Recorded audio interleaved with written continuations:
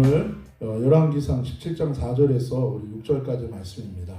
저와 여러분이 한 목소리로 동시에 영어와 한글로 동시에 읽겠습니다. 시작.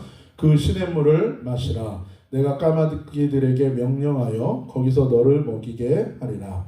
그가 여호와의 말씀과 같이 하여 곧 가서 요단 앞 그리 시냇가에 머물매 까마귀들이 아침에도 떡과 고기를 저녁에도 떡과 고기를 가져왔고 그가 시냇물을 마셨으나 아멘. 하나님께서 엘리야에게 또 명령을 내리십니다. 그것이 4절이에요. 하나님의 명령은 간단합니다. 동사 2개예요. 뭡니까? 마셔라, 먹어라입니다. 너무나 단순해요. 여러분 이거 못하는 사람이 어디 있습니까? 그냥 마시면 되고 먹으면 돼요. 게다가 하나님이 다 주시겠다는 거예요. 무슨 대단한 능력이 필요한 명령이 아닙니다. 근데 문제는 당시 상황을 생각해 보면 엘리야에게 이 단순한 명령이 결코 쉬운 명령은 아닌 거예요. 이 단순한 명령이 엘리야가 그대로 따라서 그 명령대로 순종하기는, 이 명령대로 실행하기는 쉬운 게 아니라는 거예요. 우리가 계속해서 말씀을 나눴지만 목숨 걸고 결단하고 큰 대의, 큰 뜻을 위해서 그가 나섰어요. 그런데 그런 그에게 하나님이 이제 새롭게 주신 명령이 뭐예요? 숨어라, 마셔라, 먹어라 라는 거예요. 나는 어떤 큰 것을 꿈꾸며 상상하며 생각하고 있는데 하나님은 뭐라 그러시는 거예요? 그냥 거기 서 있어라. 숨어라. 그리고 별것 아닌 것 하고 있으라 라는 거예요. 그래서 그 명령을 엘리야가 따르기가 쉽지 않은 거예요. 게다가 더 황당한 얘기를 하십니다. 시냇물이 보이지 않는, 시냇물을 마시는 거, 뭐 그거야 물이 흐르니까요. 그거는 뭐 쉬울 수 있어요. 근데 까마귀들이 너의 먹을 것을 공급할 거라는 거예요. 하루에 2번 까마귀들이. 완전히 상식 밖이에요.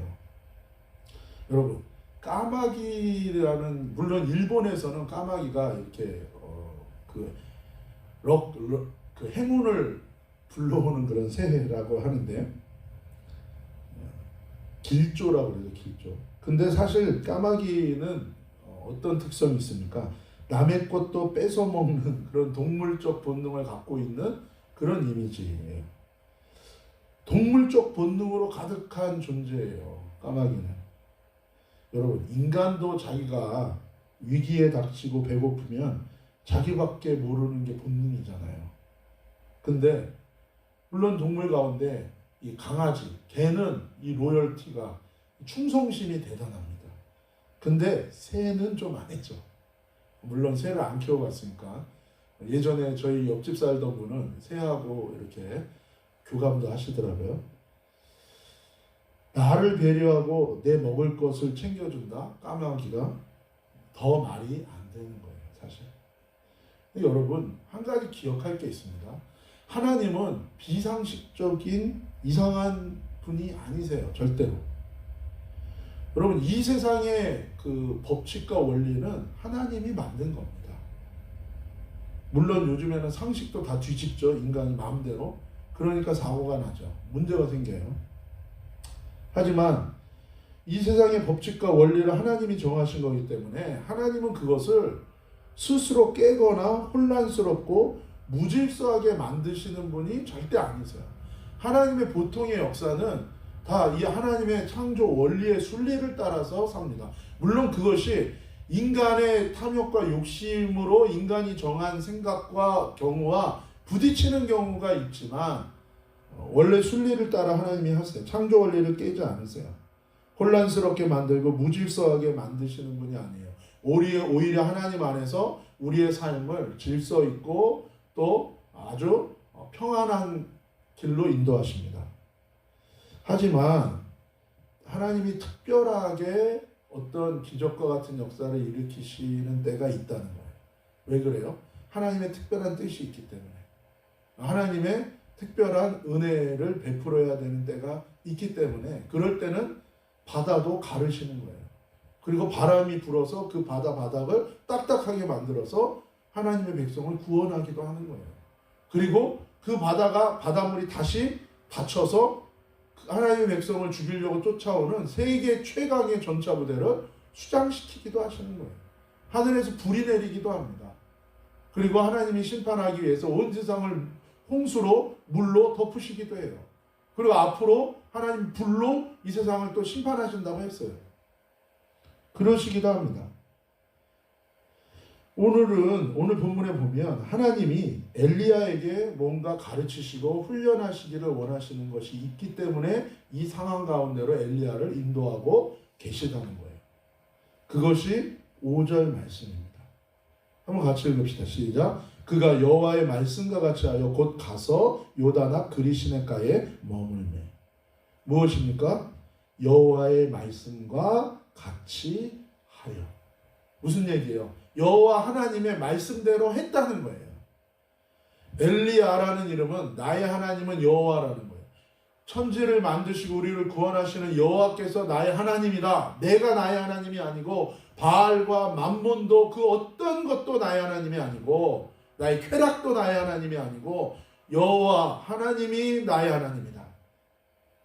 그 증거가 뭡니까? 그 하나님의 말씀과 뜻대로 행하는 거예요. 사는 거예요. 순종하는 거예요. 이것을 하나님이 훈련시키기를 원하시는 거예요. 여러분, 이 신앙의 성숙이 뭡니까? 그것은 나의 죄됨을 깨닫고 그리고 하나님의 은혜가 없으면 내가 살 수 없는 존재라는 것을 정말 처절하게 깨닫고 그래서 겸손해지는 것이고 그래서 세상을 구하는 음란에서 돌이켜 거룩한 하나님을 바라는 심플 라이프의 인생으로 가는 거예요. 욕심 따라 사는 게 아니라 하나님의 거룩한 의를 따라 살게 되는 거예요. 거기에 하나님의 놀라운 은혜와 사랑이 있다는 것입니다. 믿음이라는 것은 예수 그리스도의 믿음이 생명이고 능력이지 내 믿음은 아무것도 아니라는 거예요. 나로부터 나온 믿음은 내가 믿을만 하니까 내가 믿는 거잖아요. 물론 이것이 단계일 수는 있죠. 그러나 이것을 바꾸어 가시는 거예요. 상황이 바뀌고 이해가 바뀌고 생각이 바뀌고 계산이 바뀌고 내 감정이 바뀌면 나로부터 나온 믿음은 안개처럼 사라지는 거예요. 여러 번 말씀드렸지만 지난번에 교도에 가서 전도할 때 교꼬라는 그 아주머니를 50대 아주머니를 만났죠. 그 아주머니가 저에게 질문했어요. 너희의 믿음이 너가 예수님을 믿는 그 믿음이 다른 종교, 불교나 다른 종교의 믿음과 뭐가 다른 거냐? 그때 주님께서 제 마음 가운데 깨닫게 하셔서 나누고 전하게 하셨던 건 그거예요. 모든 종교의 믿음은 다 나로부터 시작하는 거다. 내가 믿을 만하고 내가 이해되니까 믿는다. 물론 우리도 처음의 시작이 그거일 수는 있어요. 그러나 그게 다라면 그거는 생명이 얻는 믿음은 아니에요. 우리의 믿음은 나로부터 오는 게 아니라 하나님께로부터 온다는 거예요. 내가 죄인인 걸 깨닫고 내가 혼자 살 수 없는 존재라는 거 그리고 나는 본질상 진노의 자식이고 나는 죄인이구나. 이거를 깨달은 자가 주님 하나님을 구할 때에 예수 그리스도를 구할 때에 예수 그리스도의 믿음이 우리에게 오는 거예요. 이 믿음은 나로부터 시작된 게 아니라 하나님으로부터 주어진 믿음이기 때문에 은혜의 선물로 주어진 믿음이기 때문에 이 믿음은 죽음 앞에서도 이 믿음이 나를 모든 것을 이기고 넘어가게 한다. 그때 그 교과 아줌마가 깊이 도전을 받으시고 성경을 읽기라고 제가 기도해드리고 헤어졌어요. 그래요, 여러분. 하나님은 우리 인간을 사랑하십니다. 그러세요. 근데 하나님이 우리 인간을 사랑하시는 그 구체적인 모습이 어떤 모습입니까? 기다려주시는, 인내하시는 거예요, 하나님. 왜 그럴까요? 인간의 육체의 한계, 죄성을 잘 아시기 때문에. 그래서 하나님은 인간에게 구원이 필요하고 은혜가 필요한 존재임을 너무 잘 아세요. 그래서 하나님은 길이 참으시고 기다려 주세요. 근데 그렇기 때문에 또한 주님은 만홀히 여기심을 받지 않아요. 속지 않으세요. 무슨 얘기입니까? 그래서 우리가 하나님을, 예수님을 믿는다고 하면서 우리 육신을 의지하고 사는 것을 절대로 허용하지 않으신다는 거예요. 그냥 나는 적당히 하나님과 세상을 붙들고 살려고 하는데 하나님은 점점 하나님께 가까이 갈 수도 없어요. 그러면. 근데 하나님께 가까이 인도하시려고 하면 반드시 그것을 뭐예요? 구분시키는 거예요. 하나님은. 왜요? 우리를 잘 아는 거예요. 그 죄성을 알기 때문에 그 죄성이 있으면 결국 그것 때문에 우리가 구원 못 받아요. 그것 때문에 우리가 넘어지고 시험당해요. 그 연약함을 알고 우리 죄성을 아니까 하나님이 기다려주시기도 하지만 또 그것을 알기 때문에 뭐야? 철저하게 주님은 그것을 구별시키는 거예요. 그래서 예수님을 믿으면 믿을수록 신앙생활을 하면 할수록 어렵다는 얘기가 왜 오냐면 바로 그것 때문에 그래요. 하나님이 뭐예요? 품어주시고 인도하시지만 또한 하나님은 뭐예요? 철저하게 나를 다루신다고요. 왜요? 그래야 내가 구원 가운데, 은혜 가운데 나아갈 수 있기 때문에 그래요.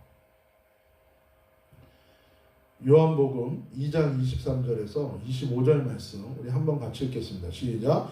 6월절에 예수께서 예루살렘에 계시니 많은 사람이 그의 행하시는 표적을 보고 그의 이름을 믿었으나 예수는 그의 몸을 그들에게 의탁하지 아니하셨으니 이는 친히 모든 사람을 아심이요 또 사람에 대하여 누구의 증언도 받으실 필요가 없었으니 이는 그가 친히 사람 속에 있는 것을 아셨음이니라. 아멘. 23절에 보면 많은 사람들이 기적을 보고 예수님의 이름을 믿고 의지했다고 얘기합니다. 근데 24절에 가면 예수님은 자신의 몸을 그들에게 의지하고 맡기지 않으셨다는 거예요. 왜냐하면 모든 사람을 아셨기 때문이라는 거예요.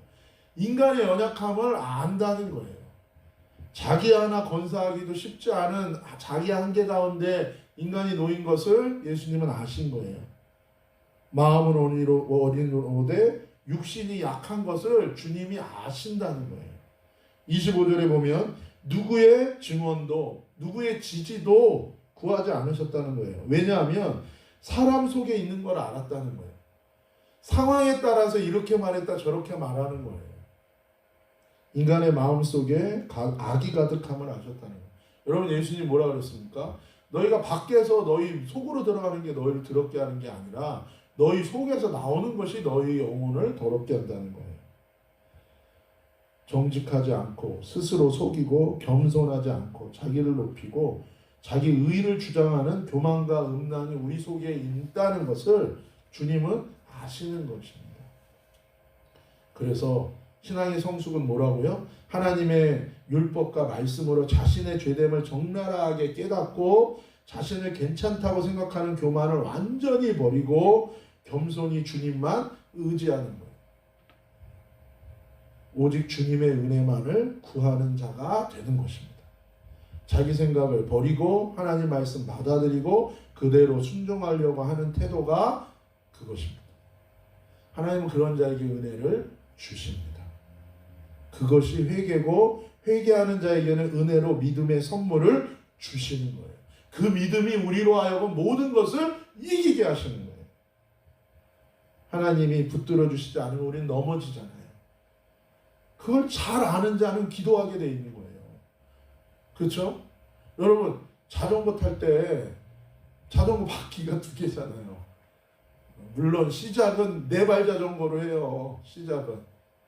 그래서 안 넘어지니까 뭐예요? 자기가 아주 잘 타는 줄 알아요. 저도 그랬어요. 4발 자전거로 시작했어요. 나중에 4발 자전거 달인이 됐습니다. 4발 자전거로 막 너무너무 빨리빨리 달리는 거예요. 근데 아무리 그렇게 해도 2발 자전거보다는 안 되더라고요. 2바퀴 자전거보다. 휠이 2개 있는 거. 그래서 이제는 뭐예요? 나도 2바퀴 자전거에 2발 자전거에 도전해버리라. 근데 어렵죠. 4발 자전거는 가만히 있어도 넘어지지 않아요. 두 발 자전거는 뭐예요? 두 바퀴 자전거는 가만히 있으면 넘어지는 거예요. 스스로 설 수 없는 자라는 걸 알기 때문에, 하나님의 은혜가 없으면 안 된다는 걸 알기 때문에 계속해서 주님을 구하는 자가 되는 거예요. 이제 그만큼 했으면 좀 쉬어야지. 이 정도 능력을 받았는데 이제 내 좀 쉬어야지. 그러다 넘어진 게 다윗이에요. 다윗이 죄를 짓고 넘어졌을 때, 음란죄를 지고 살인죄를 지고 그걸 은폐하려고 자기 충성스러운 부하를 음모로 죽였을 때, 다윗의 능력과 영성은요 최고조에 달았을 때예요. 무엇을 얘기합니까? 본질상 우리는 진노의 자식이라는, 내 안에 육체에는 죄된 게 있다는. 그래서 여러분, 하나님은 그걸 알기 때문에 우리에게 은혜가 필요하다고 말씀하시는 거예요. 그래서 너 자신을 의지하다 하면서 교만하면 넌 반드시 넘어지게 돼 있다는 거예요. 그리고 그러면 마귀의 밥인 것입니다.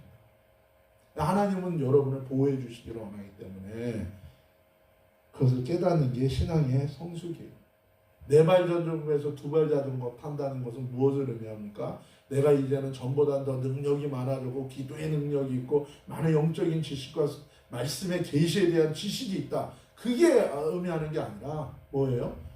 내가 정말 죄인이라는 거를 내 육신으로는 내 죄의 법을 섬기는 자라는 것을 사도 바울을 통해 말씀하신 것처럼 로마서에 깊이 깨닫는 거예요. 하나님의 은혜가 없으면 난 살 수 없는 공고한 자라는 거예요. 내 안에 두 가지 법이 있어서 육신의 법과 그 다음에 내 성령의 법이 둘이 부딪히고 공고함이 있는 거예요. 그 가운데서 뭐예요? 영적인 싸움, 믿음의 선한 싸움, 하나님의 은혜를 구할 수밖에 없는 거예요. 내 힘으로는 도저히 안 되는구나. 그런 자는 자전거가 가만히 있으면 서 있으니까 계속 페달을 밟는 것처럼 하나님의 은혜를 계속 강구해요. 그런데 어떻게 교만하고 남을 정죄하고 남을 판단할 수 있겠어요? 그렇지 않습니다. 그게 성숙입니다. 그래서 겸손한 거죠. 그래서 그 겸손하려고 겸손한 게 아니라 당연히 그 길로 갈 수밖에 없는 것입니다.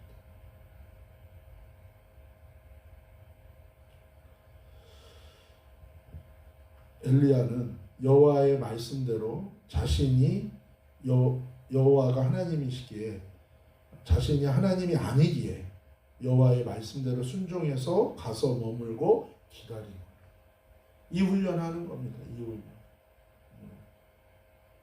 때로는 내 생각이 맞아. 내 생각만 계속 고집하면 안 돼요, 여러분. 다른 사람의 의견에도 귀를 기울여야 돼요. 편견이 많으면 인생이 피곤해지는 거예요. 물론 분별해야 됩니다. 그러나 뭐예요? 분별보다 하나님 앞에서는 분별이 먼저가 아니라 뭐예요? 귀를 기울이고 순종하는 게 먼저예요. 그래서 말씀을 주신 거예요. 6절 말씀 다시 보면 한번 같이 읽읍시다. 까마귀들이 아침에도 떡과 고기를 저녁에도 떡과 고기를 가져왔고 그가 시냇물을 마셨으나. 하나님 말씀대로 정말 이루어집니다. 까마귀가 먹을 것을 가져와요. 하루에 2번씩 가져옵니다. 우연히 가져온 게 아니라 정기적으로 하루에 2번씩 가져와요. 근데 재밌는 건 뭐예요? 구체적으로 그 음식이, 가져온 음식이 뭐였는지 이 식사 메뉴까지도 나와요. 뭡니까? 떡과 고기라는 거예요. 이건 한국식 표현이죠. 뭐예요? 빵과 고기를 가져왔다는 거예요. 근데 여러분 놀랍습니다. 왜냐하면 이것은 그냥 자연의 것을, 생으로 날 것을 자연 상태로 그대로 채집해서 물고 온 게 아니에요. 누군가 조리하고 만든 거예요. 밀 그대로 갖고 온 것도 아닙니다. 밀가루로 밀을 만들어서 구운 빵을 가져온 거예요. 고기를 그냥 생고기 그대로 살점을 뜯어서 가져온 게 아니라 뭐예요? 그래서 고기 한 근 가져와서 엘리야가 구워 먹은 게 아니라 고기를 잡아서 요리한 것을 가져온 거예요. 생고기가 아닙니다, 여러분. 스시 이런 거 가져온 거 아니에요. 여러분, 이 놀라운 거예요. 여기에는 다 알 수 없는 비밀이 있어요. 그러나 뭐예요, 하나님이? 뭔가 모든 것이 협력하여 선을 이루는 역사가 일어났다는 거예요. 여러분, 이런 일들이 실제로 언제 있었습니까? 중국이 공산화되고 모든 선교사들이 외국의 선교사들이 다 추방당하고 문화혁명이 일어나가지고 그때 모든 교회가 다 문 닫고 목사들은 다 노동 수용소 캠프 굴락으로 다 쫓겨가고 그 상황에 다 굶어 죽게 생긴 거예요. 목회자 그 가족이 실제로 굶어 죽은 사람도 많아요. 근데 또 그 가운데 기도하고 자고 일어나면 누군가 음식을 갖다 놓는 거예요. 집 앞에. 그거를 10년 동안. 그 갖다 놓은 사람은 또 하나님의 기도하신 가운데 인도하심을 받아서 그렇게 한 것이겠죠.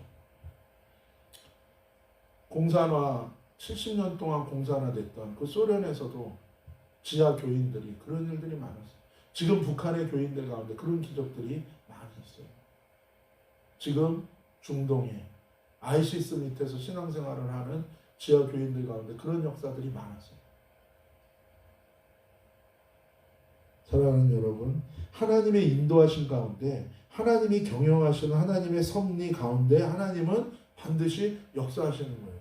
이걸 통해서 엘리야에게 명확하게 얘기하는 거예요. 내가 정말 여호와가 하나님이라는 거예요. 너의 하나님은 나다라는 걸 말하기를 원하시는 거예요. 우리 자녀들은 부모님의 그늘 아래 있기 때문에 여러분이 직접 사는 게 아니기 때문에 이걸 체감하는 게 좀 덜 할 수 있어요. 항상 부모님의 하나님, 부모님이 말하는 하나님. 그러니까 실감이 안 오는 거예요. 근데 여러분이 세상 살면 정말 마음대로 안 되는 게 너무너무 많습니다. 하나님이 도와주시고 지켜주시지 않으면 정말 살 수 없는 일들이 많이 있어요. 물론 여러분이 노력해야 돼요. 여러분이 정말 부딪히고 여러분이 죽을 똥살똥 사는 거 알아요. 그러나 그것도 하나님의 은혜가 있다는 것을 잊으면 안 되는 것입니다. 그리고 하나님을 의지할수록 하나님 여러분과 함께 하실 겁니다. 하나님 여러분 은혜 주시고 축복하실 겁니다. 엘리야는 하나님께서 말씀대로 역사하심을 순종할 때 볼 수 있었고 경험하게 하는 거예요. 이제 앞으로 갈멜산에서 엄청난 영적 전투와 하나님의 일을 감당해야 되는데 그러기 전에 엘리야한테 하나님이 훈련하시는 내용이 뭡니까? 단순한 명령. 단순해요. 명령은 단순하나 쉽지 않은 명령. 이것 가운데 하나님이 인도하고 계신 것을 보게 되는 거예요. 이것이 뭡니까? 내가 하려고 하는 율법이 아니에요. 율법을 통해서 하나님의 말씀을 통해서 오히려 내가 죄인됨을 깨닫고 하나님의 은혜만 간구하고 하나님을 의뢰하는 인생으로 하나님 우리를 인도하신다는 거예요.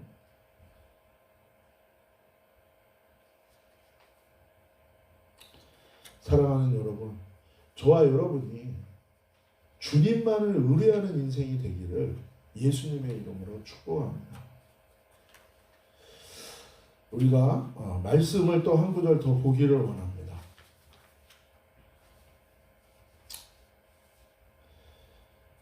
참 간단한 명령인데 쉽지 않은 거예요. 우리가 죄인이기 때문에 그래요.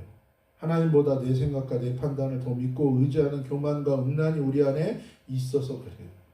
아까 말씀드린 것처럼 시편 51편 5절 다윗이 범죄한 후에 회개 기도할 때 드렸던 그 기도의 내용이 성경에는 기록되어 있어요.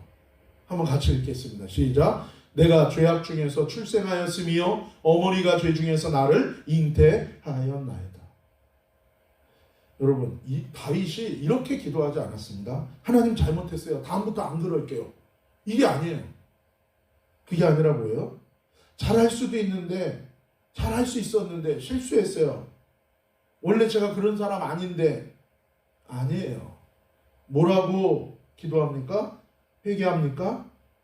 나는 태어날 때부터 죄 가운데 태어났다는 거예요. 태어날 때부터 나는 죄인이라는 거예요. 한 걸음 더 나아가서 엄마 뱃속에서 내 생명이 시작될 때부터 이미 죄 가운데 나는 만들어진 존재라고 다윗이 고백하는 거예요. 다윗이 깨달은 게 뭡니까? 하나님, 저는 이런 사람이 아닌데 제가 실수했네요. 다음부터 안 그럴게요가 아니라 정말 저는 악한 사람이군요. 그래서 내 마음대로 살겠다가 아니라 뭐예요? 그래서 하나님의 은혜가 아니면 난 살 수 없습니다. 회개합니다. 라고 돌이키는 거예요.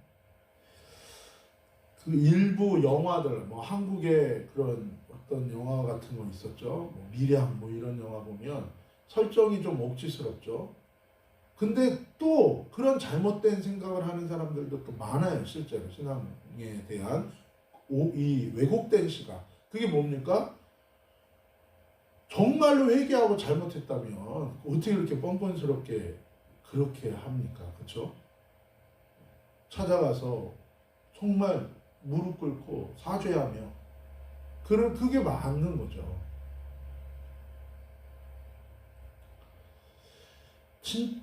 머리로는 우리가 다 알아요. 인간이 죄인이다. 그러나 정말로 그걸 내가 받아들이고 그 진리 앞에, 그 현실 앞에 내가 선다면 그건 또 다른 문제예요.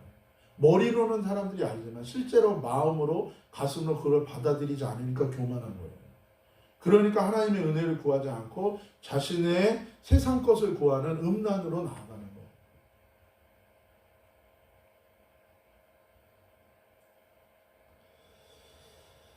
선을 행할 수 없는 악한 존재이기에 하나님 말씀대로 순종하기 위해서 하나님의 은혜를 구하며 하나님의 뜻을 구하며 회개하고 간구하고 있는 거예요. 여러분, 이것이 율법과 은혜 사이에 걸어가는 하나님의 사람의 삶이라는 거예요. 내가 뭔가 이루려고 하는, 내 자아를 버리지 못하는 그 율법이에요. 하나님의 율법은 선한 것입니다. 그 율법은 우리 몽학선생으로 우리의 죄됨을 폭로시키는 거예요. 그래서 우리로 하여금 뭐예요? 하나님의 은혜를 구하게 하고 그 말씀 의를 따라 순종하도록 우리를 인도해 가시는 거예요. 우리는 악합니다. 그래서 하나님 말씀대로 돌이켜야 되고 순종한 은혜를 구하며 순종하려고 해야 되는 거예요. 어떤 사람들이 그럽니까? 어떤 사람들이 그런 말을 해요. 신앙인들이 외식한다는 거예요. 히포크리시라고 그러죠. 가증하다는 거예요. 아닙니다. 우리가 남보다 선해서 예수님 믿는 거 아니에요. 내가 남보다 좀 괜찮은 사람이라서 신앙생활하는 거 아니에요. 영성이라는 거는 내가 남보다 괜찮다는 의미가 아닙니다. 죄가 더한 곳에, 죄가 많은 곳에 은혜도 많다는 거예요. 내가 많이 은혜를 받았다는 뭐예요? 나에게 죄가 많다는 뜻이에요. 하나님을 모르고 예수님을 모르는 사람들은 그렇게 오해할 수 있습니다. 너 하나님 믿는다면서 어떻게 그래? 예, 맞습니다. 그래서 하나님 믿는 것입니다. 자기가 합리화하는 얘기가 아니라 자기의 죄됨을 인정하라는 거예요. 그래서 하나님이 나 다 용서해 줬으니까 내 마음대로 사는 게 아니라, 그래서 겸손하고, 그래서 은혜를 구하고, 그래서 가슴 아파하고, 그래서 잘못을 회개하고 돌이키고 하나님의 의의 말씀을 따라 살려고 순종하려고 주님 앞에 엎드려야 된다는 거예요.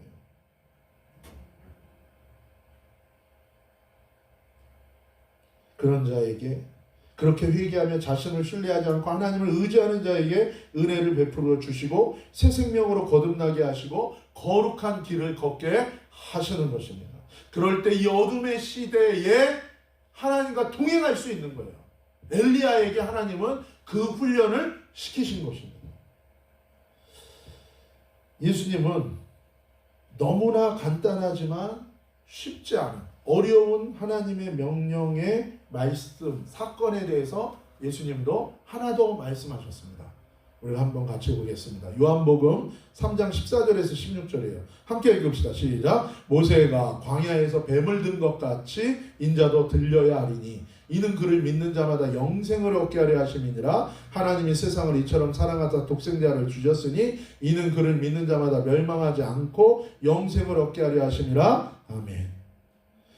예수님이 한 사건을 얘기하세요. 민수기 21장에 나오는 불뱀 사건입니다. 이스라엘 백성이, 이 불뱀이 뭡니까? 한마디로 불같은 독을 가진 뱀이에요.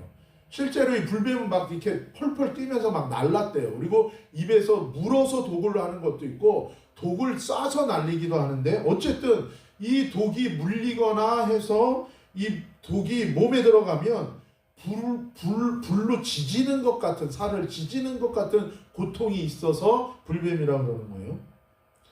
여러분, 총을 맞은 사람, 총상을 입은 사람들이 얘기하는 것도 불로 막 타는 듯한 고통을 얘기하는데 그런 고통이에요. 에돔왕이 가는 길을 허락하지 않았어요. 지나가는 길을. 그래서 지름길로 못 가고 돌아가야 될 때 이스라엘 백성이 모세를 원망한 거예요. 하나님이 이때 불뱀을 보내서 다 멸하려고 하시는 거예요. 내 안에 있는 불평과 불만과 자아, 잘 되면 교만하고 안 되면 낙담하고 좌절하고 하나님 없다고 그러고 불신에 빠져버리는 이 악한 내 자아가 바로 뭐예요? 불뱀에 타는 듯한 독과 같은 거라는 거예요. 그래서 하나님이 불뱀을 보내서 그 불뱀에게 물려 영원히 악한 죄의 독으로 죽어가는 것처럼 육체가 그 독이 퍼져 죽는 심판을 내리신 거예요. 여러분, 엘리야가 받은 이 간단하지만 쉽지 않은 명령에 순종하는 훈련이 뭡니까? 이 독한 독을 품은 죄된 자아를 부인하고 돌이켜 회개하여 하나님 말씀대로 순종하는 은혜로 사는 하나님과 동행하는 훈련을 받은 거예요. 그 연단을 받은 겁니다. 이거 안 되면 교회에서 뭐 한다 그러고 자기가 가진 것으로 자기를 드러내고 그것으로 교회를 운영하려고 그러고 그거 다 죄예요. 죄에 죄를 더하는 겁니다. 여러분. 그게 은혜가 아니요. 그게 생명이 아닌 것이죠. 여러분 생각해 보세요. 250만 명이에요. 250만 명이 이스라엘 백성이 광야에 있는데 이 백성들에게 불뱀이 한두 마리가 아니라 뭐예요? 250만 마리의 불뱀이 나타난 거예요. 막 날아다니고 물고 독을 쏘고 여러분 얼마나 참혹했어요. 지금 바이러스가 창궐할 때 얼마나 참혹합니까? 바이러스가 몸에 침투해 사람들이 서서히 죽어가잖아요. 그런 것처럼 이스라엘 백성도 몸에 독이 퍼져서 덜덜덜덜 떨면서 사지가 마비되면서 죽어가고 있는 거예요. 그때 모세가 하나님 앞에 살려달라고 기도하는 거예요. 하나님 살려주세요. 진노 중에라도 긍휼을 베풀어 주세요. 살려주세요. 그때 하나님이 솔루션으로 해결책으로 주신 게 뭡니까? 놋으로 뱀을 만들어서 장대에 달아서 높이 들라는 거예요. 그래서 그것을 보는 자는 그 놋뱀을 보는 자는 독이 치료되고 산다는 거예요. 여러분 그 놋뱀이 바로 뭐예요? 그게 우리 자신인 거죠. 너 자신이라는 거예요. 너 자신. 너가 달려야 되는, 너가 심판받아야 되는 그 자신이라는 거예요. 놋뱀을 든 것 같이 누구도 인자, 예수님, 성육신에서 인간을 대표해서 인간으로 오신 그 예수님이 십자가에 달려 죽으심으로 그 예수를 보는 자는, 바라보는 자는 내 안에 있는 자아와 독이 제거되고 구원을 받는 길이 열린다는 거죠. 지금 병원과 의료의 상징이 장대에 달린 뱀이에요. 물론 그거는 그리스 신화에서 나오는 어떤 거를 상징으로 하기도 합니다. 그래서 날개에 달리고 그랬는데, 그러나 원래 이 상징이 또 모세의 장대에 달린 뱀을 상징하는 거하고도 유사합니다. 그 놋뱀이 바로 내 자신이라는 거예요. 내 자신이 그 장대에 매달려 죽어야 돼, 저주받고 죽어야 되는 존재라는 거예요. 죄 때문에. 근데 예수님이 불뱀 같은 내 자신을 대신해서 십자가에서 나무에 달려 그 저주를 대신 받고 죽으셔서 내 죄값을 치러주신 거예요. 그래서 누구든지 이제는 뭐예요? 자기의 죄를 인정하고 이제는 죄값을 치러줬기 때문에 예수님 안에 거하고 예수님의 말씀, 하나님의 말씀대로 믿고 순종하는 삶을 예수 안에 있는 자에게는 이 치유가 임하는 거예요. 더 이상 죄의 저주가 우리를 주장할 수 없고 더 이상 어둠의 세력이 우리를 주장할 수 없다는 것입니다. 이 회개하며 자신의 죄를 인정하고 회개하며 나무에 달리신 예수님을 바라보고 믿는 자에게는 치유와 용서와 구원의 은혜가 임하는 것입니다. 아까 우리가 찬양한 것처럼 보혈의 능력이 있어요. 그러나 그 보혈의 능력이 임하려면 어떻게 해야 됩니까? 장대에 나무에 달리신 예수 그리스도를 바라봐야 돼요. 여러분, 이스라엘 백성이 모세가 만들어서 올린 거 노뱀 쳐다보면서 한다는 거예요. 지금 움직이지도 못해요. 독이 퍼져서 죽어가 덜덜덜덜 마비 돼서 죽어가는데 그것만 쳐다보면서 한다는 거예요. 높이 들렸기 때문에 다 볼 수 있어요. 간단하지 않습니까? 쳐다보면 치료돼요. 그렇죠? 근데 쉽지 않아요.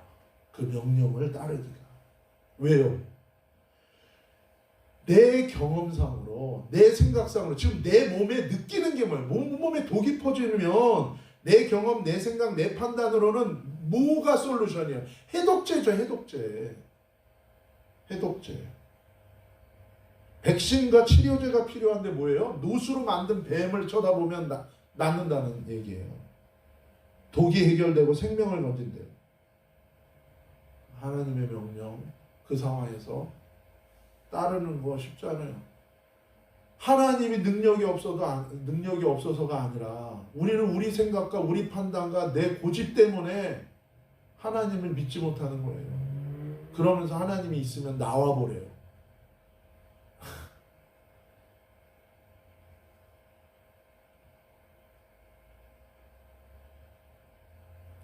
너무 자기 자신을 좋게 생각하는 겁니다.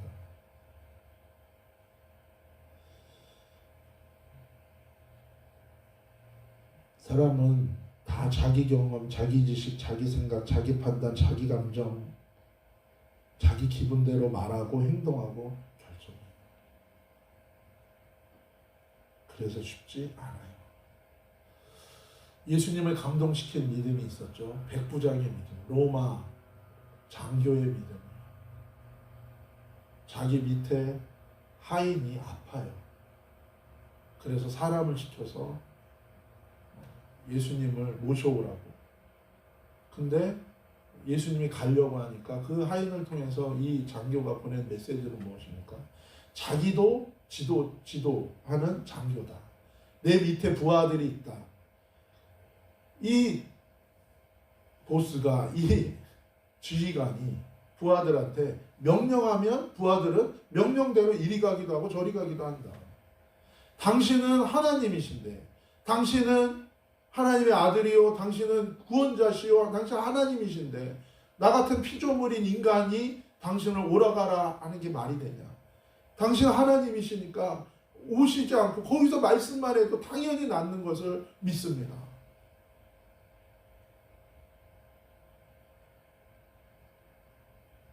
그 메시지를 들으시고 예수님 뭐라고 그러십니까? 하나님을 믿는다고 하는, 하나님의 백성이라고 하는 이스라엘 중에도 이 이방인 장교, 로마군 장교와 같은 이 사람의 믿음을 내가 본 적이 없다. 대단한 믿음이에요. 그게 어떤 믿음이에요? 자기가 주인이 아니라 철저하게 하나님을 주인으로 삼는. 나는 죄인이고 나는 하나님의 은혜가 필요하고 그래서 자기를 신뢰하지 않고 하나님만 신뢰하는 그 회개한 믿음, 구원받는 믿음, 생명 있는 믿음, 정말 하나님께로부터 옵니다. 회개한 자에게 주시는. 거기에는 겸손이 있습니다. 거기에는 거룩이 있어요. 거기에는, 그 회개에는 교만이 끊어집니다. 음란이 끊어집니다. 많은 말씀을 여러분이 듣고 깨닫고 능력을 체험하고 기도 응답을 받고, 그거는 왜 주십니까? 회개하라고 주는 거예요. 주님이 마지막에 물어봐요. 네 인생의 주인이 누구냐? 만약 내가 내 인생의 주인이면 불법입니다. 그렇죠? 하나님이 계신데 어떻게 내가 내 인생의 주인으로 살아요? 하나님 주신 은혜 다 받았잖아요. 기도 응답 다 받았잖아요. 축복 받았잖아요. 은혜 받았잖아요. 근데 우리가 내가 내 인생의 주인으로, 내가 하나님인 상태로 살아간다면 그 열매는 뭐예요? 항상 내가 원하는 대로 안 하면 신용질 부리고 화내고 원망하고 불평하고 함부로 하고 회개해야 됩니다. 내가 좀 괜찮은 사람이라는 생각이 끊어져야 됩니다. 그러면 신앙생활이 항상 이스라엘 백성처럼 자기는 계속 움직이고 있는 것 같은데 뭐 하나님 볼 때는 광야에서 방황하는 신앙생활. 여러분, 저와 여러분 주님이 인도하셔서 하나님과 합한 믿음, 회개한, 정말 내가 죄인이요 하나님 은혜 없이는 살 수 없는 자라는 그 회개한 믿음으로 가나안에 들어가 이기는 인생이 되기를 주님이 원하십니다. 그런 저와 여러분이 되기를 예수님의 이름으로 축복합니다. 이것이 바로 아무것도 보이지 않는 어둠의 시대에 하나님과 동행하며 인도하심을 받은 엘리야를 훈련시킨 하나님의 역사였다는 거예요.